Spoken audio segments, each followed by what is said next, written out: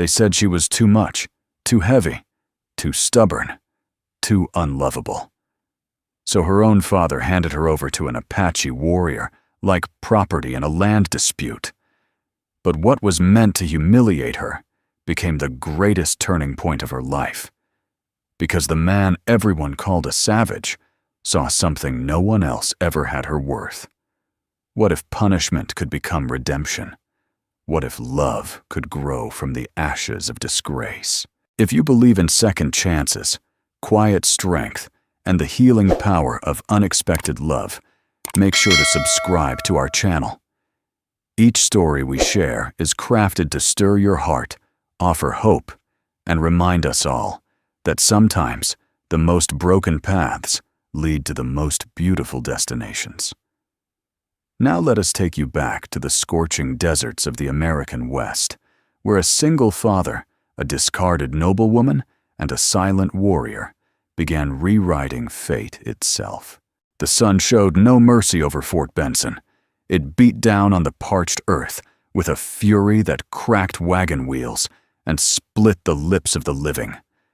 Dust clung to every boot, every breath, every whispered insult, carried on the dry wind. At the edge of the courtyard, Miriam Whitmore stood as still as the sandstone cliffs in the distance, her cheeks flushed with heat and humiliation. She was suffocating inside her corset, her traveling gown clinging wetly to her back, her breathing shallow. Yet she held her head high. She would not give her father the satisfaction of seeing her cry. Across from her, flanked by soldiers and 2 silent aides, Baron Whitmore sat tall atop a dapple-gray stallion, his eyes cold and flat beneath the brim of his white sun hat. "This is your punishment," he announced, his voice sharp as a gavel cracking down in a courtroom. "Your gluttony, your defiance, your failure to uphold the Whitmore name. This is the cost." There was a murmur among the men gathered around the fort. Traders, ranch hands, and a few cavalrymen paused their work to witness what they surely thought was a strange and shameful scene. Miriam clenched her jaw. She could feel their eyes, some mocking, some curious, none kind. She had always been too much, too tall, too full, too loud, too opinionated. Her suitors had fled one by one. No dowry, no title, not even her pretty face. Nothing could outweigh what society saw when they looked at her body. But today, Miriam realized it wasn't just rejection. It was exile. Elias Greyhawk Baron Whitmore called out, addressing the broad-shouldered Apache man standing a few paces away. "As agreed. In restitution for our land dispute, I offer my daughter. She will serve your people however you see fit." Miriam's head snapped toward her father. "You're giving me away," her voice cracked. To him, silence, he barked. "You had every opportunity to be something. A wife, a woman of value. You squandered them all." Elias didn't flinch. He stood calmly in a worn leather vest, a band of turquoise beads wrapped around one wrist, his eyes shaded and unreadable. He had not spoken a word since arriving, but Miriam felt the weight of his gaze, calm, not cruel, curious, not covetous. He gave one solemn nod. "She's yours now," Baron Whitmore declared, already turning his horse. "Do with her what you will." Miriam stared at her father's back as he trotted away. He didn't glance behind. Not once. The world tilted beneath her feet. The next moment, Elias stepped forward, not quickly, not threateningly, and reached toward the bag on the ground beside her. Miriam instinctively stepped back. "I won't run," she said, the fire in her voice barely masking her dread. He didn't answer. He simply picked up the small valise of her belongings and gestured toward the gate. Miriam looked around. There was no protest, no delay. The soldiers had turned away. The onlookers had scattered. Even the fort's chaplain had vanished. This was done. She took a deep, trembling breath, and she followed him out of the gates, her boots crunching against gravel, her past sealed behind her like the iron doors of a prison cell. They walked for hours in silence. Miriam tried not to limp, though the heels of her travel shoes weren't meant for the open desert. Her bonnet drooped under sweat and grit. The only sounds were the soft steps of Elias's moccasins and the distant cry of hawks circling overhead. Around midday, he offered her a water skin. She hesitated, then accepted it with a nod. The water was lukewarm, but it was the first act of decency she'd received in days. "Where are you taking me?" she asked, after another hour, her voice hoarse. Elias pointed toward the horizon, a line of faded blue hills, shimmering in the heat haze. "Home." That was the first word he spoke. It landed like a pebble in still water. Miriam looked at him again, truly looked. He didn't seem angry. Not cruel. Just steady. Like a man who had made peace with many things she hadn't yet begun to understand. That night, they stopped near a low bluff and made camp. Elias built a fire with practiced ease. Miriam sat a distance away, hugging her knees, her thoughts racing. She expected him to watch her, to leer, to claim what her father had so callously given. Instead, he handed her a blanket and lay down under the stars, facing away. She stared at the sky, too exhausted to cry, too angry to sleep. But one question burned through her fatigue, louder than all the rest. What kind of man accepts another man's daughter like a piece of property and then treats her like a person? She didn't yet know the answer. But as the firelight flickered, and Elias Greyhawk's steady breath rose and fell beside her in the dark, Miriam felt the first crack in the wall of shame she'd been forced to build her whole life. And through that crack came air. Fresh, unexpected, hopeful. Miriam awoke to silence. No bells, no servants, no smell of tea or perfume. Just the scent of mesquite wood lingering in the cold morning air and the distant sound of a hawk slicing through the pale desert sky. Her back ached from sleeping on the uneven ground. Her corset had loosened during the night, a small mercy she hadn't noticed until now. She sat up slowly, brushing dust from her skirts, and looked around. Elias was gone. Panic flared in her chest. Had he left her here? Had her father's final cruelty been to trade her for abandonment?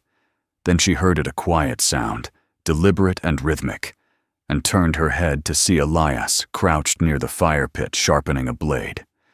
His long fingers moved steadily over the stone. He didn't look up, but spoke without turning. "There's food." Miriam followed his nod to a small, flat rock near the fire where a handful of dried meat and a few berries rested. She hesitated. She didn't want to take anything from him, not yet, but her stomach didn't care about pride. She ate in silence. When she finished, she finally asked the question that had burned in her throat since the night before. "Why did you accept me?" Elias didn't look up. He continued working the blade slowly, precisely. "The white man does not understand value," he said, simply. Miriam blinked, caught off guard by the calm certainty in his voice. There was no resentment, no accusation, just a quiet truth offered without apology. She opened her mouth, but couldn't find a response that didn't sound foolish. So she stayed quiet. The journey continued. Each day bled into the next, a slow march across sand and scrub and stone. Miriam's shoes disintegrated by the third day. Her feet blistered, her calves cramped, her lips cracked from the dry wind. And still she walked. Elias never rushed her. He never scolded or encouraged. He simply paused when she stumbled and waited without comment. He shared water without ceremony. When she coughed from the dust, he handed her a damp cloth. She expected cruelty. What she got was indifference, wrapped in small mercies. And it confused her.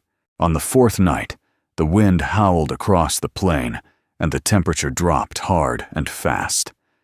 Miriam sat, shivering, arms wrapped tight around herself, the single blanket no match for the desert cold.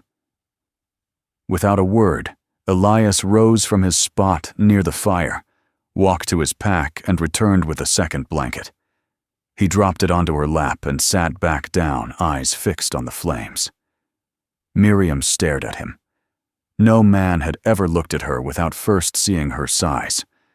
Not the tailor in Boston who sneered while measuring her gowns. Not the would-be suitors who stumbled over excuses to avoid dancing. Not even her father, who spoke of her as if she were livestock with defects. But Elias looked at her like the wind, looked at the canyon without judgment, without need. Simply there. And in that moment, that absence of disgust, that stillness felt like grace. She wrapped the second blanket tighter and whispered, "Thank you." He didn't respond, but his shoulders relaxed just slightly. By the fifth day, Miriam's breathing was easier. She'd learned to walk in Elias's shadow when the sun was too harsh. She'd learned to tie her skirts higher to keep from tripping.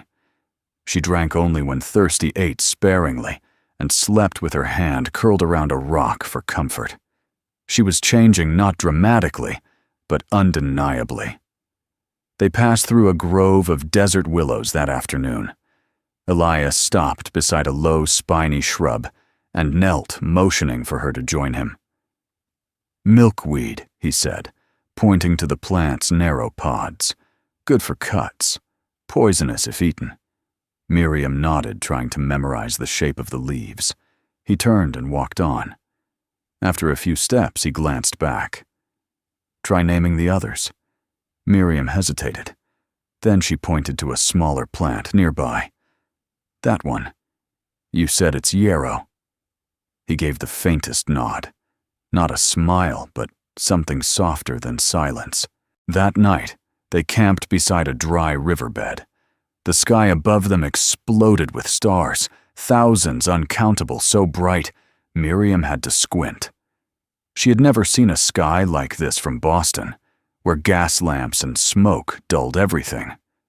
Elias sat a few feet away, back to a rock, sharpening another tool. "Do you live alone?" she asked. He didn't answer immediately. Then, not alone. But not crowded. That was enough. She leaned back against a boulder and closed her eyes. Her body ached. Her hands were blistered. She was filthy sunburned and wind-chapped. And yet she felt more real than she had in years. Back east, she had rooms of velvet and silver. Here, she had a single blanket and a stranger who never lied. And somehow, it felt like the beginning of something true. As the fire crackled and the desert sang its dry lullaby, Miriam turned her head toward Elias. "You don't say much," she murmured. Elias didn't move, but his voice reached her softly just above the wind. "I've seen words used to hurt more than silence ever did." Miriam closed her eyes again. She understood that, more than he could possibly know. The village appeared suddenly, carved into the crook of a hidden valley, beneath towering red cliffs. It was smaller than Miriam expected, not the savage encampment her father had described in exaggerated warnings, but a community that breathed with quiet order. She halted at the edge of the trail, overwhelmed. Smoke curled from small cooking fires. Children darted between narrow dwellings, made of branches, hides, and earth. Women knelt beside baskets, grinding corn with practiced rhythm. Men returned from hunting their presents, steady, but not aggressive. Elias turned to her. "Welcome to Haven Creek." Miriam swallowed hard. Her boots were cracked. Her dress hung loose where she'd lost weight, and tighter where dirt clung in stubborn patches. Her bonnet was long gone. She could feel how she looked disheveled, out of place, and too large for a world this lean and efficient. The stairs came fast, curious, cautious. Not cruel, but not kind either. She tightened her grip on the fraying bag in her hand. Her instinct screamed to shrink herself to disappear. But there was no corner of this wide land to hide in now.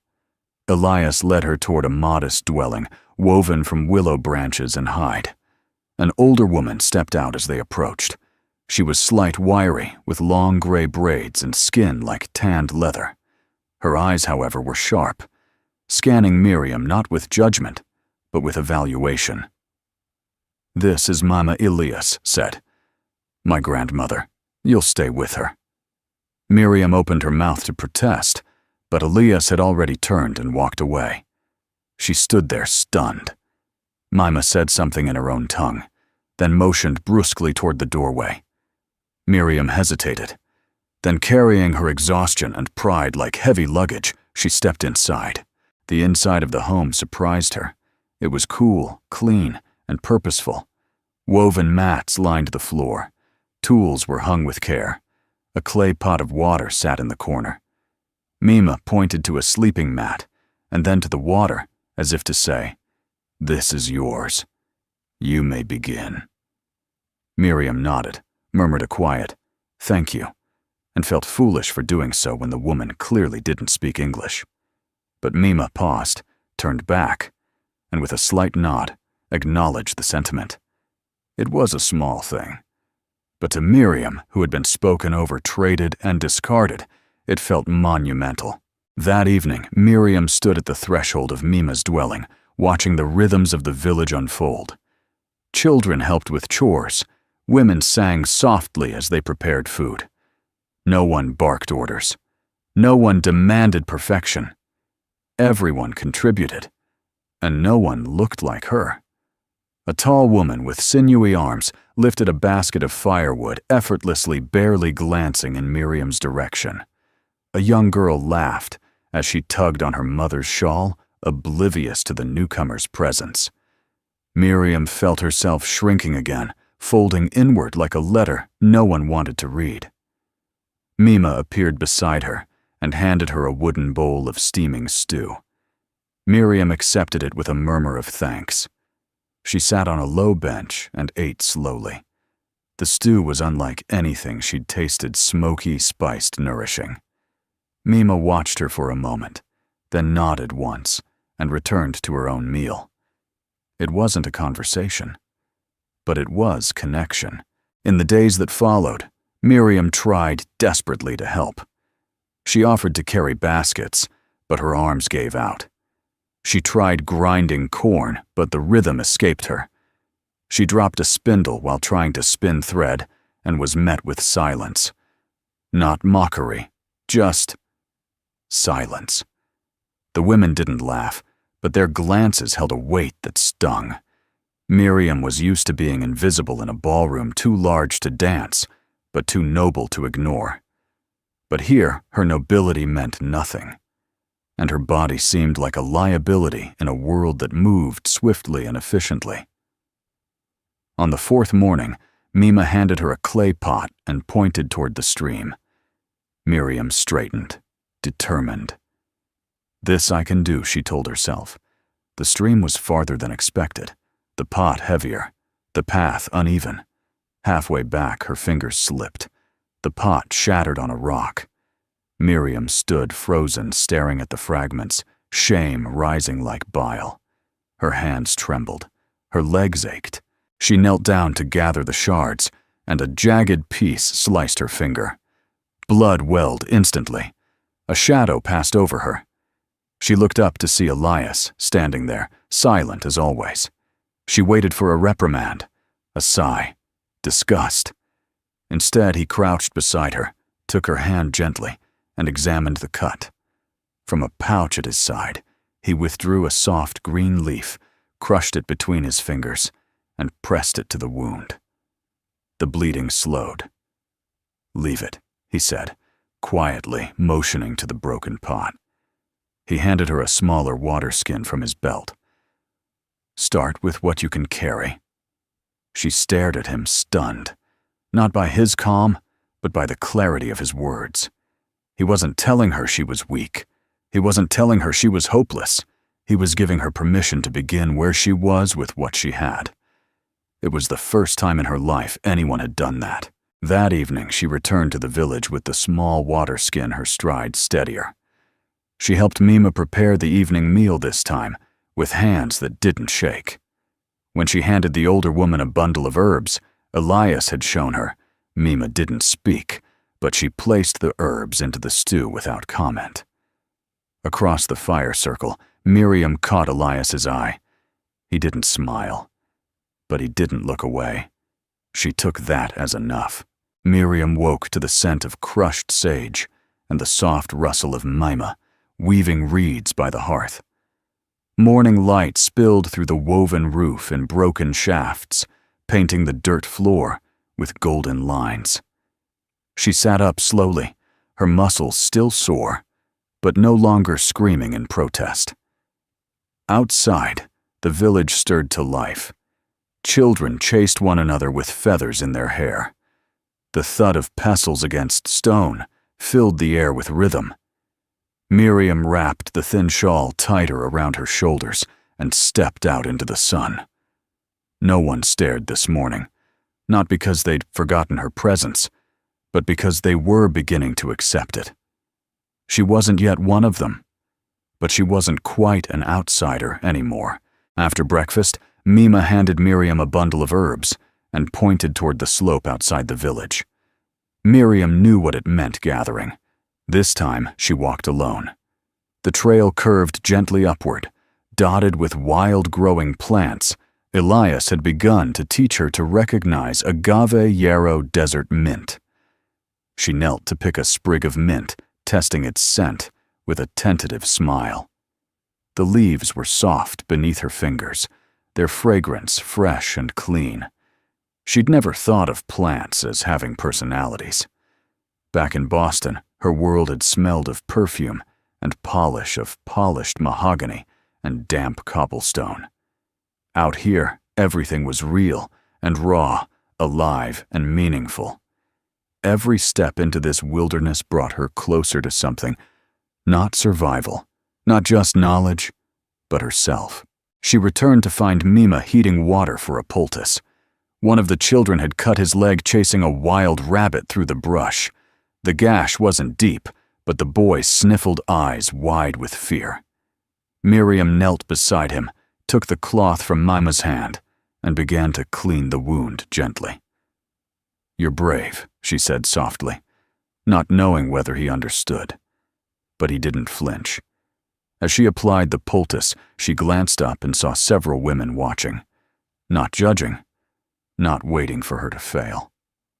Watching. When the boy stood and scampered off, his limp, barely visible one of the younger mothers came over and handed Miriam a string of dried berries. A thank you. It was the first time someone had offered her something here without being told to. Her fingers tightened around the gift.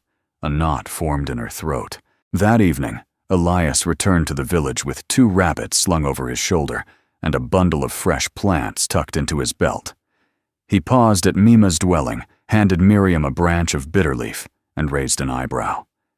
She hesitated, then said, "It calms the stomach, but it's no good for open wounds." A glint of approval sparked in his eyes, not a smile, but close. As twilight settled over the cliffs, Miriam sat by the fire outside Mima's hut, weaving strands of yucca into what might eventually become a basket. Her fingers fumbled often, but she kept going. Across the fire circle, Elias crouched, with 2 younger men sharpening arrows, his movements calm and sure. Mima sat nearby, humming a low tune as she mended a torn satchel. Occasionally, she looked up and watched Miriam with a gaze that held something warmer than tolerance, something closer to pride. Miriam's fingers slipped again, tangling the strands. She sighed in frustration and set the half-woven basket down. Too thick, came Elias's voice. She looked up. He was still across the circle, but nodding toward the strand of yucca in her lap. "Try thinner strips. You don't need to bend the plant. Just guide it." Miriam blinked. "How do you know that?" He shrugged. "I watched my mother make baskets. It was the first personal thing he'd shared. Miriam picked up the strand again, this time with more care. Later that night, long after the fires had dimmed and the village had gone quiet, Miriam sat awake beneath the stars. The night sky stretched endlessly above her, brilliant and humbling. In Boston, the world had been framed by window panes, horse-drawn carriages, and men's expectations. Here, it stretched out forever. She was still large, still awkward in some ways, still unsure. But here, her body felt more like a vessel than a flaw. These hands had carried water, had gathered mint, had calmed a frightened child. She didn't feel small, and for once she didn't want to. The next morning, Miriam stepped out of Mima's hut to find the older woman standing at the edge of the clearing with several villagers gathered around her. At her feet lay a folded shawl, a small bowl, and a length of beaded twine. Mima turned, gestured to Miriam, and said something in the tribal tongue. Miriam froze. Elias stepped beside her. "She's giving you a name," he said, quietly. "A village name. It means you're no longer a visitor." Miriam's heart thundered in her chest. "What name?" He looked at her, his voice low and certain. "Sierra. It means the sky after rain." Miriam stepped forward on trembling legs. Mima draped the beaded twine across her shoulders. Someone placed the shawl in her hands. The small crowd nodded, murmuring softly, their faces open, not smiling wide but at peace. Miriam swallowed back tears. The sky after rain. They didn't see her as broken. They saw her as something that came after the storm. That night, she sat beside Elias under the stars. A gentle breeze played with the loose strands of her hair. "Why did she name me that?" she asked. Elias didn't answer right away. Then, "Because she sees what I see. What comes after pain, after shame. You carry more than you know." Miriam looked at him, really looked. And for the first time since stepping into this strange new world, she believed it. The days grew shorter. Cool winds whispered down from the high cliffs as late summer slowly gave way to fall. Haven Creek moved with a quiet rhythm, now familiar to Miriam. Mornings, filled with chores and gathering afternoons, spent learning with Mima, and evenings circled around firelight. And woven through it all like a thread in a blanket was Elias. He was never far, yet never intrusive. Some days he said nothing at all. Other days he would approach with a sprig of herbs, a sliver of advice, or a single simple question. "Have you eaten, or did you rest today?" They hadn't spoken of her past, or his, but there was a language forming between them built on shared glances, half smiles, and the silence that needed no filling. One evening, Miriam was kneeling near the stream with two young girls teaching them how to strip fibers from yucca leaves. They giggled at her slow pace, but stayed close, fascinated. She was no longer a curiosity to the village children. She was becoming a source of stories, of lessons of care. When she looked up, Elias stood across the stream arms, folded watching. Their eyes met. Neither looked away. Later that night, Miriam found him sitting alone at the edge of the village, where the cliffs fell away to a dark plain stretching endlessly into the horizon. He was holding something small in his hands. Curious, Miriam approached and sat beside him, the soft sound of her skirts brushing stone. He didn't turn, but after a long pause opened his palm. A flute, hand-carved smooth with tiny etchings running down its sides. "My father made this," Elias said, "before I could walk." Miriam leaned in to examine it. The wood was worn but beautiful. He used to say music speaks when words can't. "Did he teach you to play?" Elias nodded. But I stopped, for a long time. "Why?" he hesitated. Then quietly, "When my wife died, the music left with her." The confession came like a breath of wind, softer than sorrow, but heavier than silence. Miriam looked at him.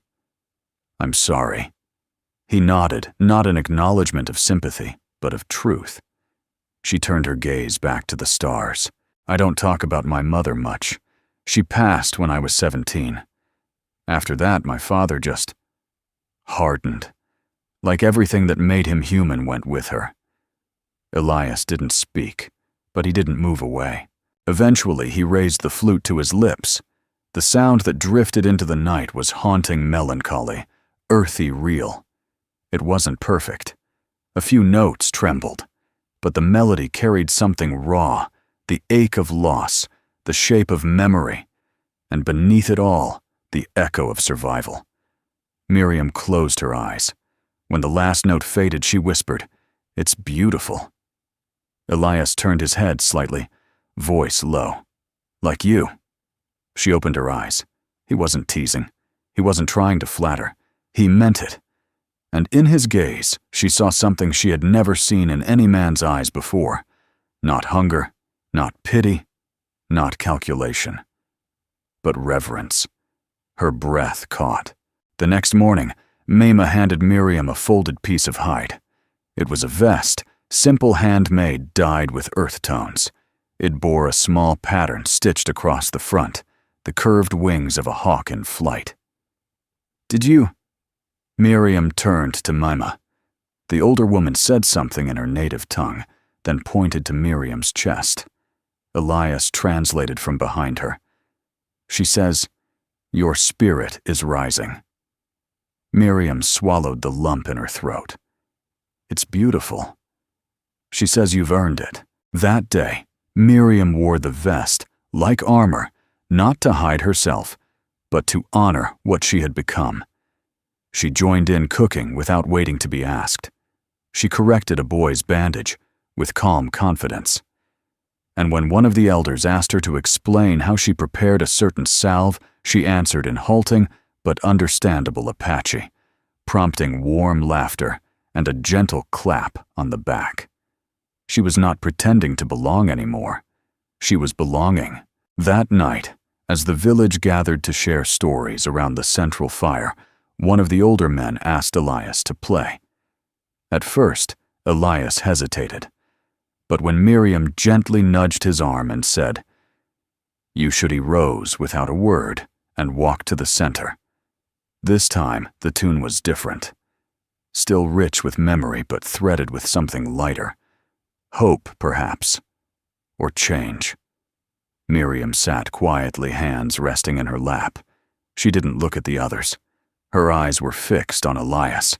He played for the people, but he played toward her. And when the melody ended, and his eyes sought hers in the firelight, there was no need for applause. Only the quiet, certain beat of something beginning. Later, as the stars scattered across the ink-black sky, Miriam and Elias walked back toward Mima's hut. The silence between them was warm. "You said once the white man doesn't understand value," Miriam said softly. "What do you see?" "When you look at me," he stopped walking. She turned to face him. Elias studied her with that unshakable gaze. Then he spoke, slowly, carefully. "I see someone whose body carries life well, whose mind learns, whose hands heal, whose presence calms storms." Miriam blinked hard. "My father said I was too much, too big, too loud, too hard to love." Elias reached for her hand. Not suddenly, not dramatically, just honestly.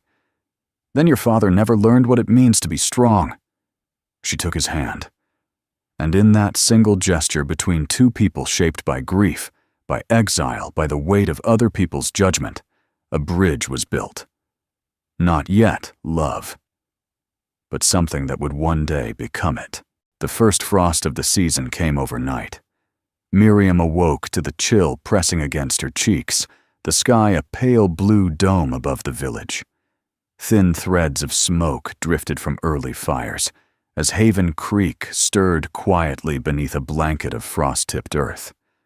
She slipped into her vest, now worn like a second skin, and stepped outside into the crisp dawn.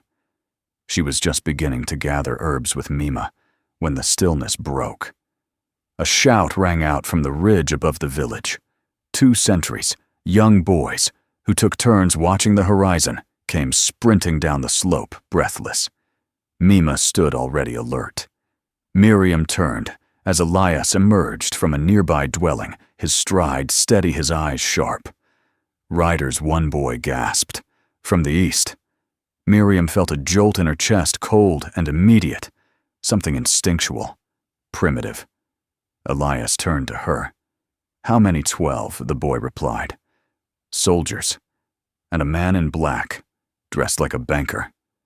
Miriam's stomach dropped. She didn't need a name, she knew. The village gathered quickly, not in panic, but in purposeful silence. Children were ushered indoors. Women armed themselves with staffs and bows. Elders formed a tight circle near the fire pit, their faces grave but not afraid.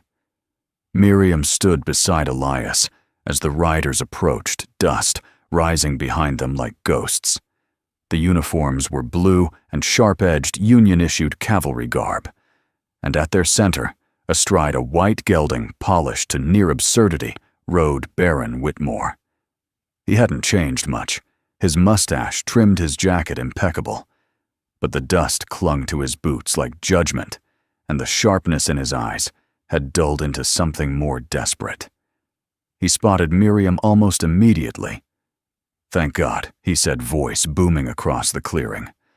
"You're alive." She didn't move. Her pulse hammered. She felt Elias beside her, calm, grounded, waiting. "We've come to rescue you," her father continued, turning to the lieutenant beside him. "This is my daughter, Miriam Whitmore, kidnapped months ago and held by force. I demand her immediate return." The word kidnapped felt like a slap. She took a slow step forward. "I wasn't kidnapped," she said, her voice clear. "You gave me away." Baron Whitmore's eyes narrowed. "You were given into custody during a diplomatic negotiation. For your protection." "No," Miriam said evenly. "I was discarded, like a weight you no longer wanted to carry." The lieutenant shifted uncomfortably. "Sir, if she's here voluntarily—" "She's been manipulated," her father snapped. "Brainwashed by these savages." Miriam flinched. The word hit her harder than she expected. Not for herself, but for the people who stood quietly behind her watching. The people who had taught her to kneel at the stream, to weave, to heal, to belong. Elias stepped forward, raising one hand in a gesture of peace. His English, when it came, was deliberate and clean. "She stays or goes, by her choice," he said. "Not yours. Not mine." Baron Whitmore's face flushed. "How dare you speak to me?" "I dare," Elias replied, "because she is not property." There was a long silence. The lieutenant turned to Miriam. "Miss Whitmore, do you wish to leave with your father?" Miriam looked at her father, the man who had never truly seen her, the man who had always measured her in disappointments and inches.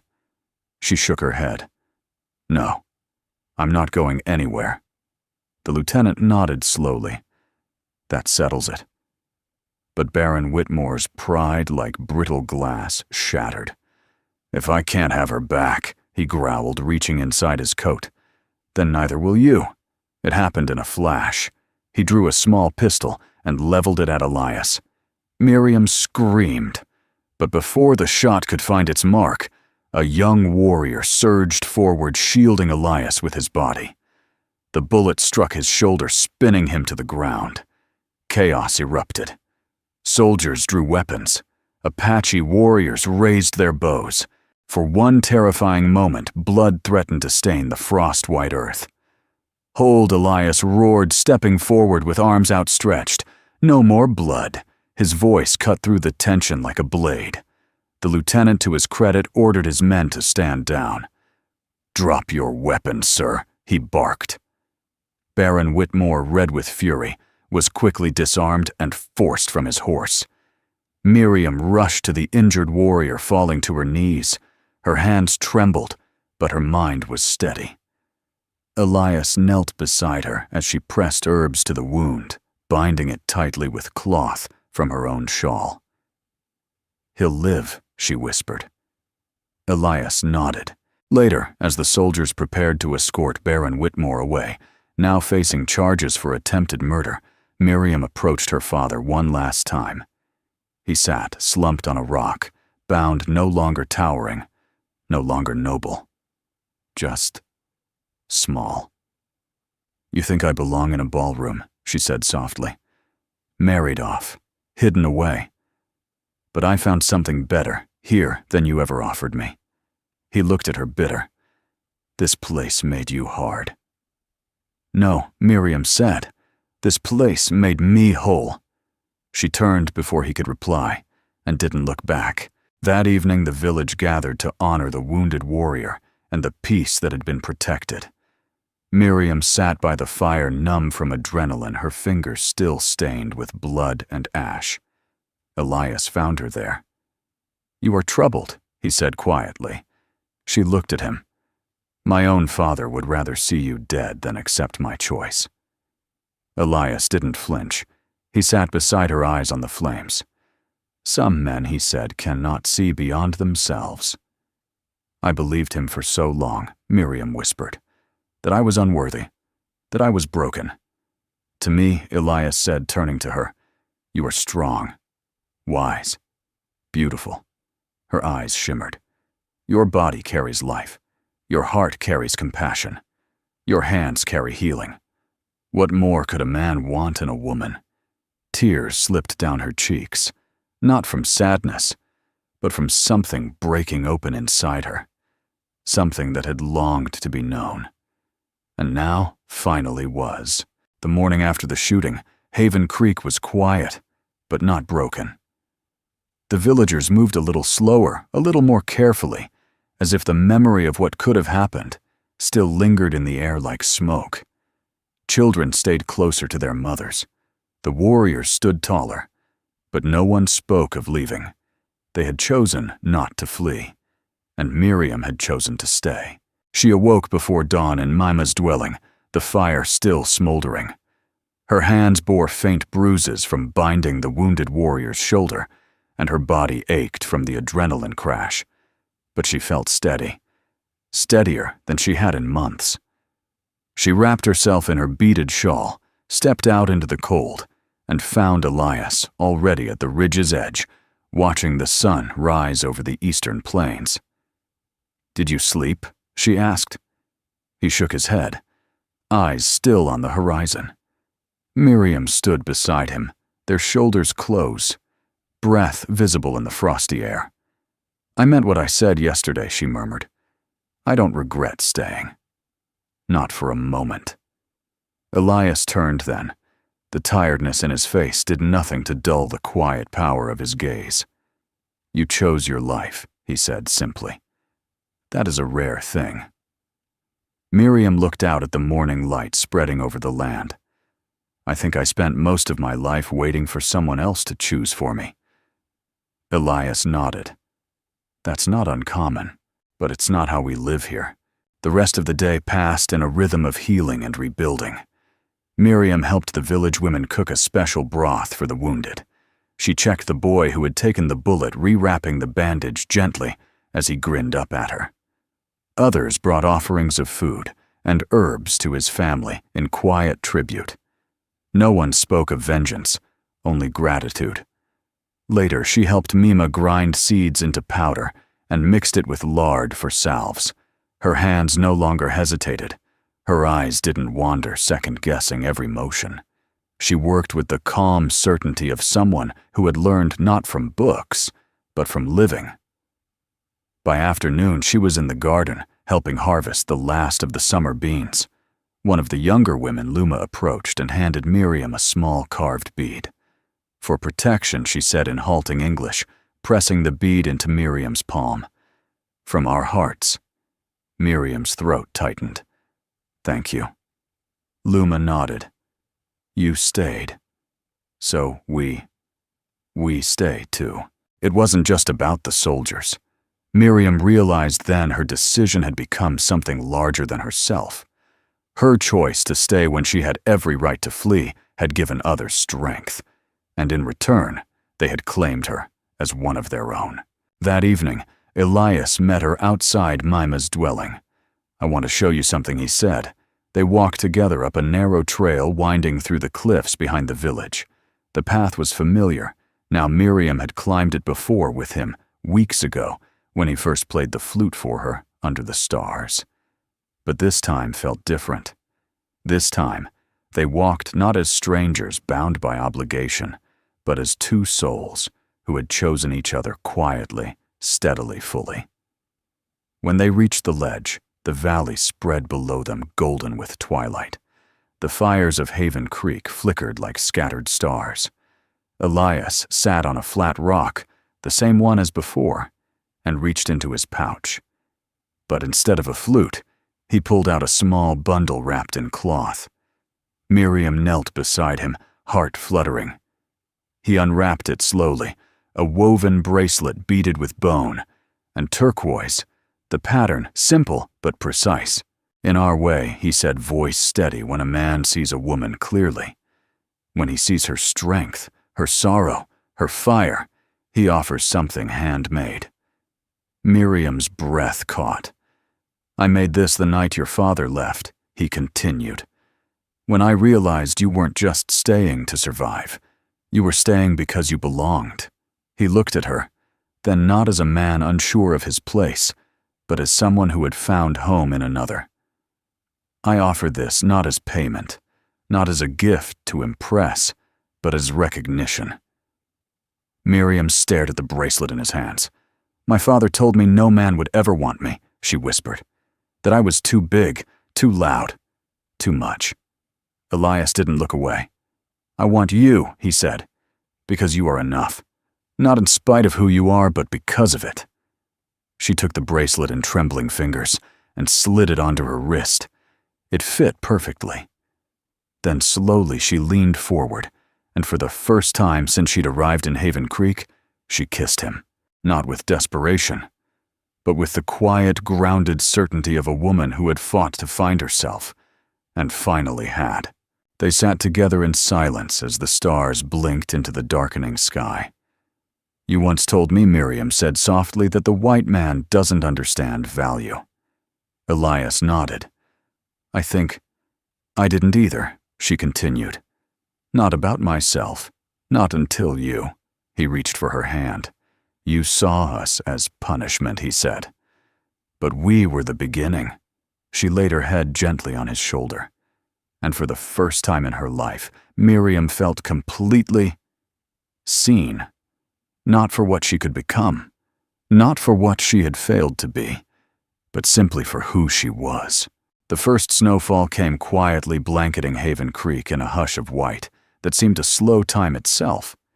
Snow wasn't common in the valley, but when it did come, it was treated not as an inconvenience, but as a gift, a cleansing breath from the earth, a soft invitation to pause.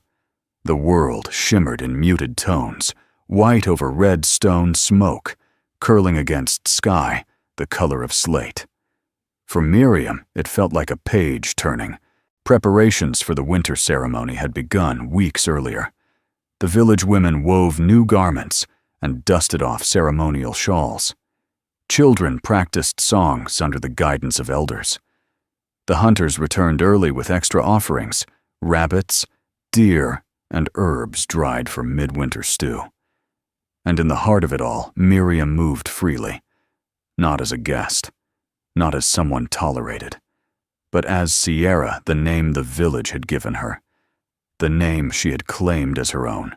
Mima pulled her aside the morning of the festival. In her weathered hands, she held a garment, a soft tunic, dyed with pale blue clay and trimmed with beads in the shape of clouds. Miriam gasped. "Is this?" Mima smiled just slightly and gestured for Miriam to lift her arms. As she slipped the tunic over her head, the weight of it settled on her shoulders like a crown, not heavy but grounding. She caught a glimpse of herself in a polished shard of obsidian used as a mirror. She hardly recognized the woman looking back. The skin on her arms was golden from the sun, her once tamed hair woven into a single braid, threaded with feathers and copper wire. Her frame, though still full, now moved with strength. Her hands bore calluses, her eyes something brighter than pride. Belonging. By sundown, fires lit the entire valley.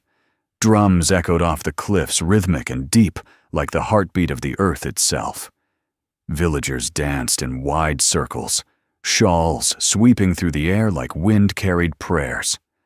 The scent of wood smoke, pine, and roasted meat filled the air. Miriam stood at the edge of the celebration, her eyes scanning the crowd, until they landed on Elias.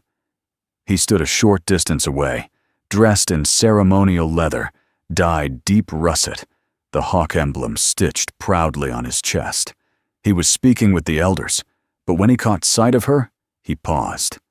Their eyes met. And then he crossed the space between them, one purposeful step at a time. When he reached her, he didn't speak right away. He simply extended his hand. Miriam took it without hesitation. He led her through the crowd to a quiet space near the central fire. The drums slowed. The dancers stepped back, forming a wide circle around them.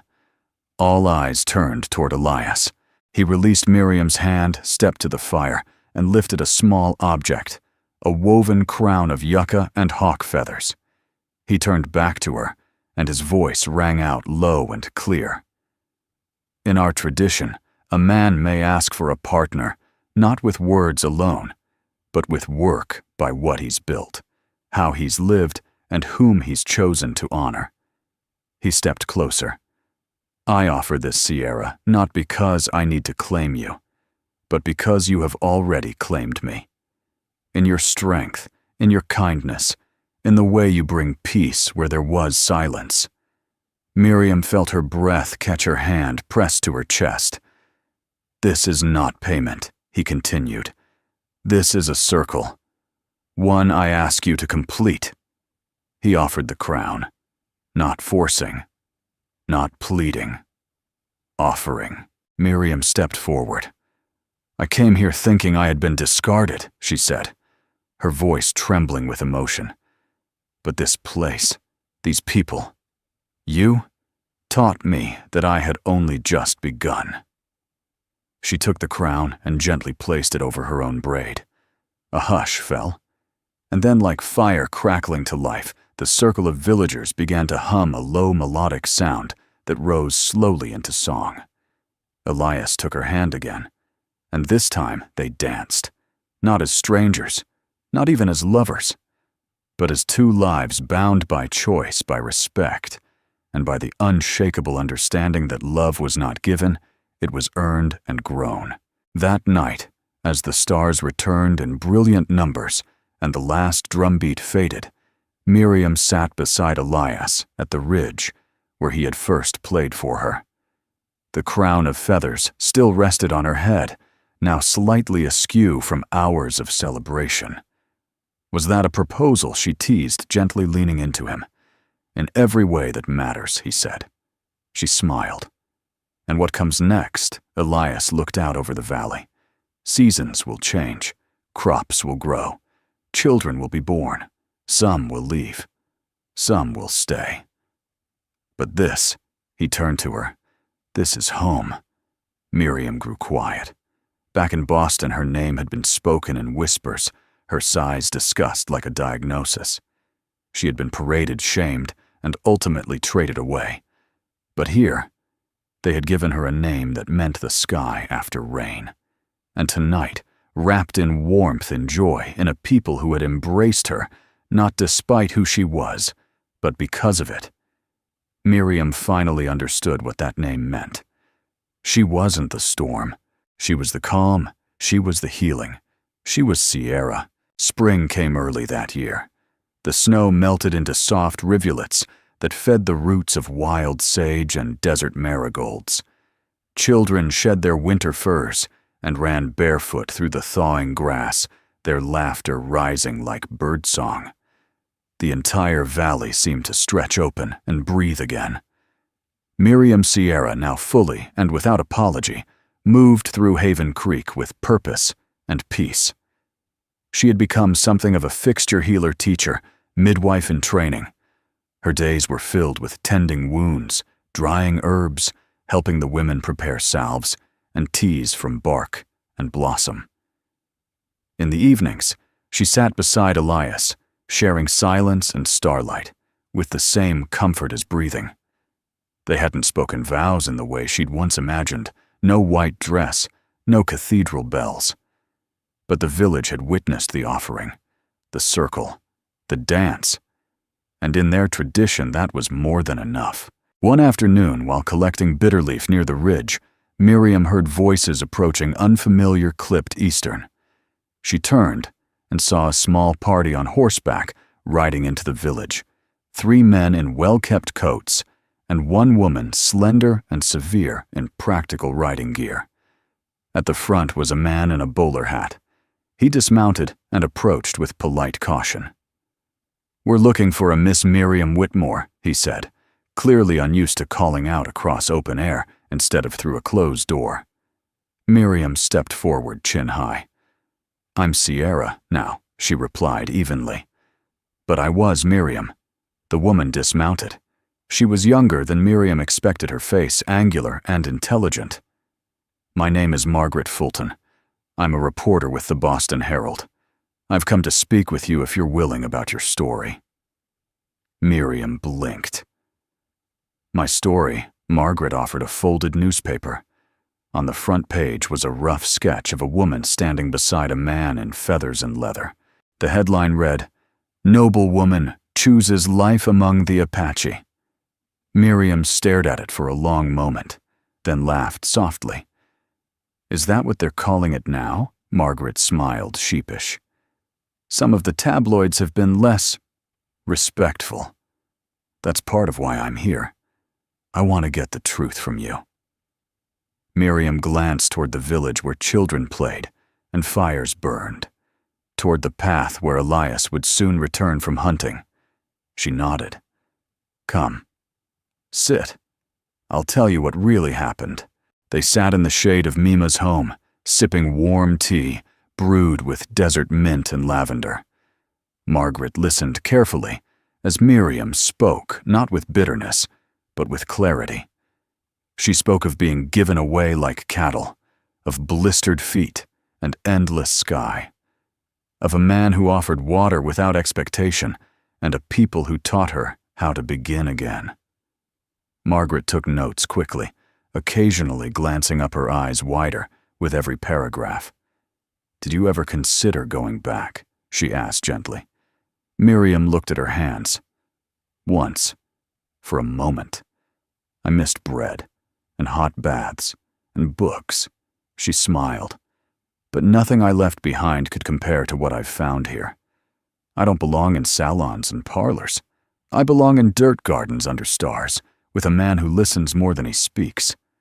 Margaret closed her notebook. "I think people need to hear this, especially women." Miriam tilted her head. "Why women?" "Because so many of us are taught that worth comes from being chosen," Margaret said. "From being pretty enough, thin enough, quiet enough. You weren't chosen by that world, Miriam. You chose yourself. That's rare." Miriam was quiet for a long moment. Then she said softly, "No one ever told me that could be enough." Before Margaret left, she asked for a photo. Miriam agreed, but only if Elias was in it too. They stood side by side in front of the healing hut, his hand resting gently on her back. Miriam wore her beaded shawl. Her braid had small feathers woven into it. Elias didn't smile for the camera, he never did, but his eyes held something better. Peace. Margaret folded the camera back into its case and said, "You know, some people still see this story as a tragedy." Miriam raised an eyebrow. "Then they've misunderstood the ending." Weeks passed. Then a letter arrived by courier, a copy of the Boston Herald folded neatly its pages, smelling of ink and journey. Miriam sat beside Elias as they read Margaret's article aloud, line by line. She was given away in shame. She stayed by choice. and in doing so became more than she was ever allowed to be in the world she left behind. Sierra, once known as Miriam Whitmore, has not just survived. She has become the healer of Haven Creek, a symbol of what it means to find yourself in the ashes of what others tried to burn. Miriam folded the paper slowly, eyes shining. Elias placed a hand over hers. "Do you regret it?" he asked. She shook her head. Not a single moment. That night, as the village settled into sleep and the wind danced gently through the trees, Miriam stepped outside and looked up at the stars. She thought of her mother, of ballrooms and corsets and whispered judgments.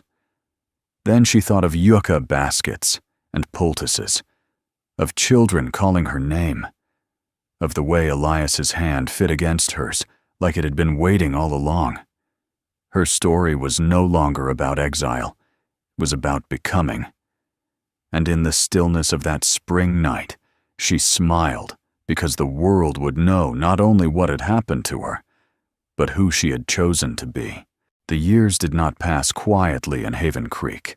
They sang their way through the valley with the wind, etched themselves into every sandstone ledge and willow trunk. Time was no longer marked by clocks and calendars, but by harvests and migrations, by the way a child's hand slowly grew to match their mother's. Miriam Sierra, still and always, was no longer the frightened young woman who had once stumbled into this life. Her back had grown strong from work, her fingers deft in healing. Her laugh, once so rare, now echoed easily across the village during cool evenings. Elias's hair had silvered at the temples. He was still strong, still moved like water over stone, but his quiet was deeper now, seasoned with wisdom, not silence. The young men often came to him seeking advice. The children watched him the way seedlings lean toward the sun, and still they had no children of their own. But in a way that only love can understand, they had become parents to many. One bright autumn morning, as Sierra was hanging bundles of sage to dry, a young girl named Lily sprinted toward her barefoot and breathless. "Miss Sierra, you need to come, there's a stranger." Sierra turned. "Stranger white man," Lily panted, "with a suitcase and papers. Says he's here from Washington." Her stomach tightened, but not from fear. It was something else. A signal that life was shifting again. The man was waiting in the village square, standing awkwardly beside the fire pit, with a wide-brimmed hat in one hand and a dusty leather satchel in the other. He looked no older than 35 with spectacles and a nervous smile. When Sierra approached, he straightened and held out a hand. "Ma'am, my name is Thomas Avery. I'm with the Bureau of Indian Affairs." Elias stepped beside her, arms crossed, silent but steady. "I'm not here to cause trouble," Thomas said quickly. "Quite the opposite, actually. I've read the stories. About you. About Haven Creek. About how your village has blended traditional Apache ways with, well, modern practices. Medicines. Education. Peace." Sierra exchanged a look with Elias. Thomas cleared his throat. "The truth is, we need help.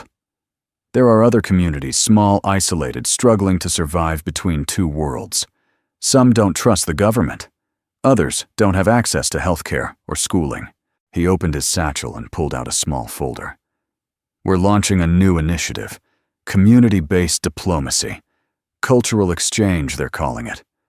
And we were hoping," he looked directly at Sierra, "that you might be willing to help." That night, around the council fire, Sierra told the village what Thomas had proposed.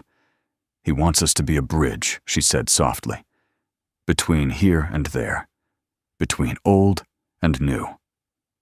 The elders listened quietly. Some were wary, others curious. Elias has always said little, but when he did speak, his words cut through the smoke like clear wind. "The world is changing," he said. "It will come for us, whether we open the door or bar it shut. But if Sierra walks through that door, if we do, We walk with strength, on our own terms. The oldest among them, a woman named Tala, whose eyes had seen 70 winters, nodded slowly.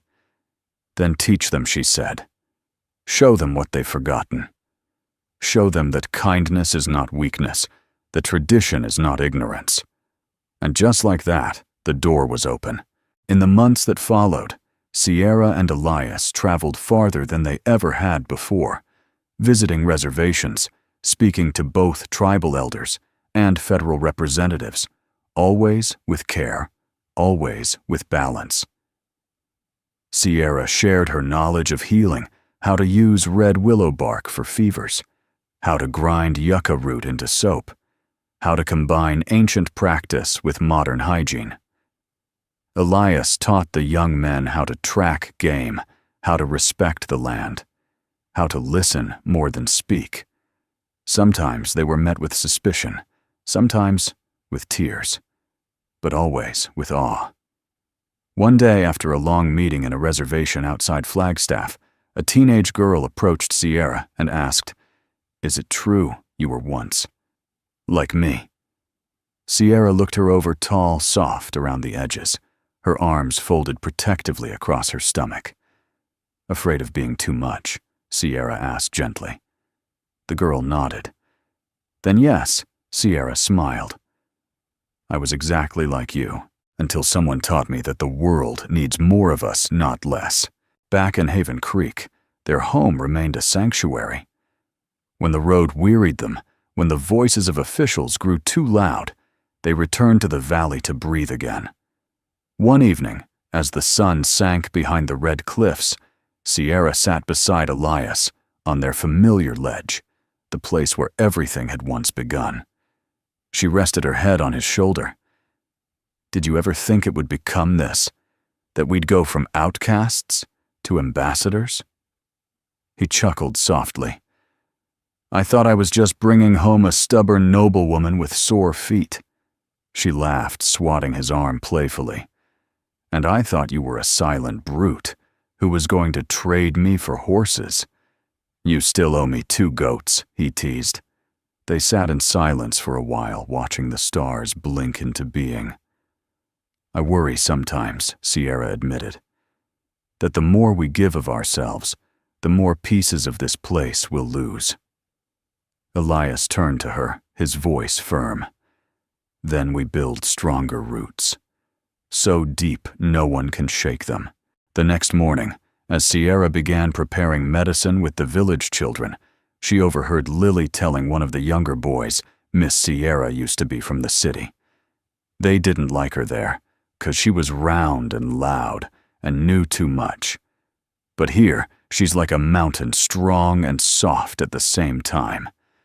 Sierra paused, her heart swelling.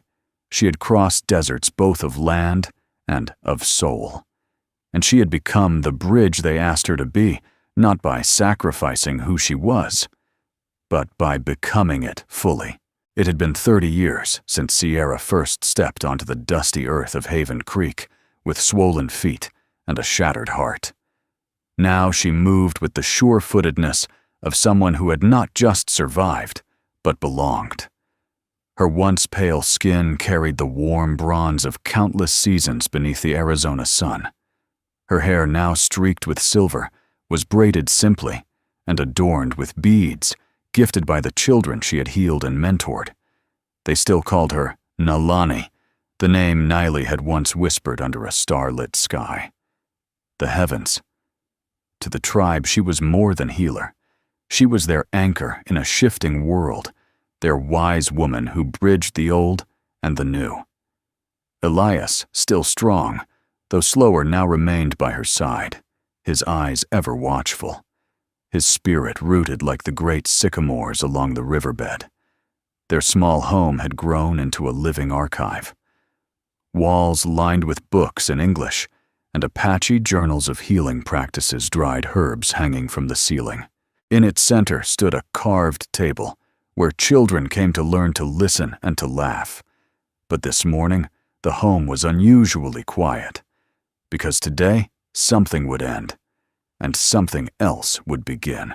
The sun had barely crested the horizon when a low drumbeat began to echo from the central clearing.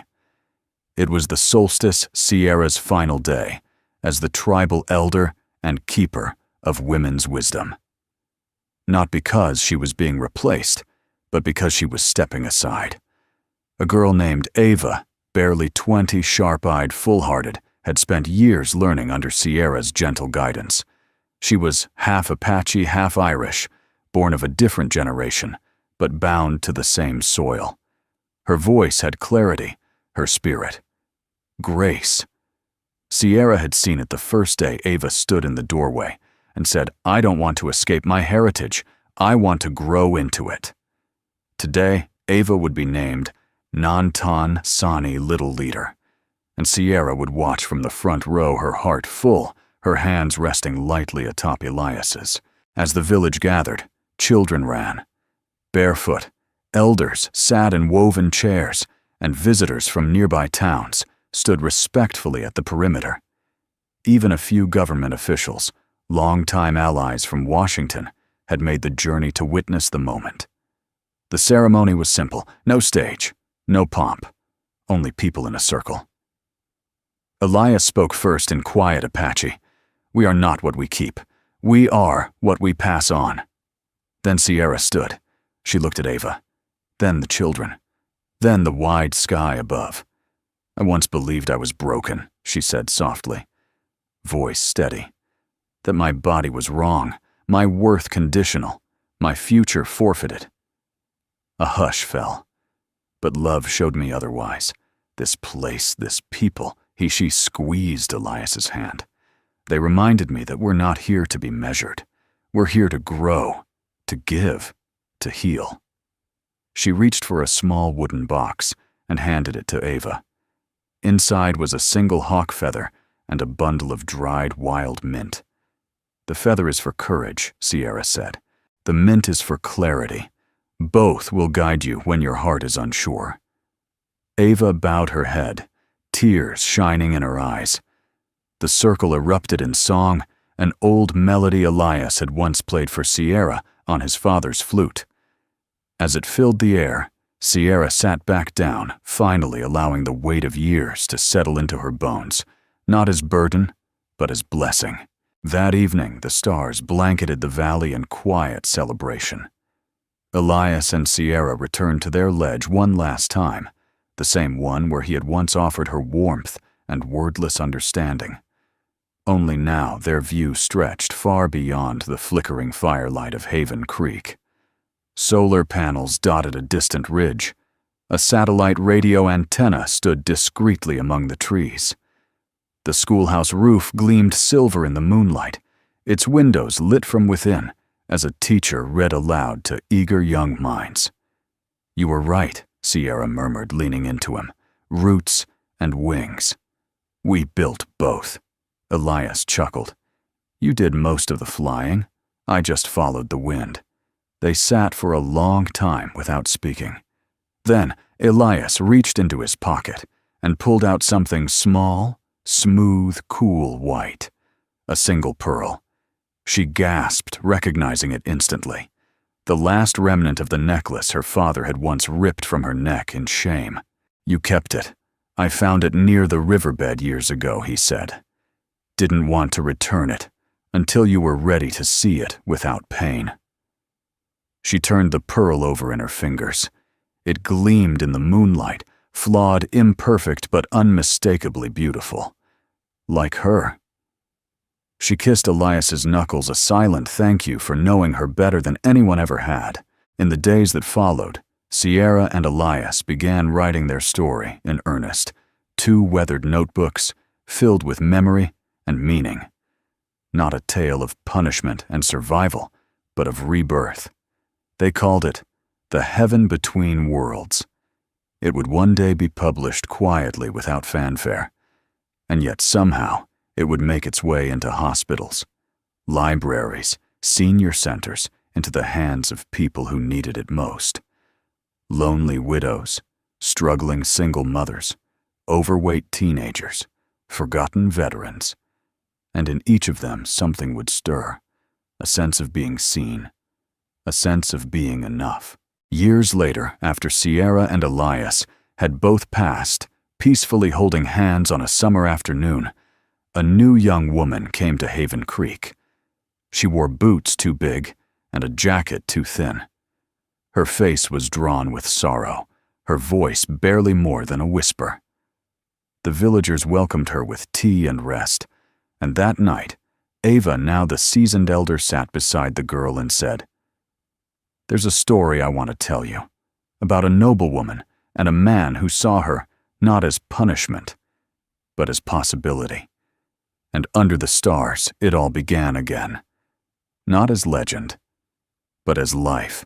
Before you go, we'd love to know where in the world are you watching from, drop your city or country in the comments below, and let's build a community of kind souls who still believe in the quiet power of love, dignity, and second chances. If this story touched your heart, please consider subscribing to our channel. Your support helps us continue sharing stories that uplift, inspire, and remind us of the goodness still out there. Thank you for spending your time with us today. From our hearts to yours, we're grateful you're here. See you in the next story.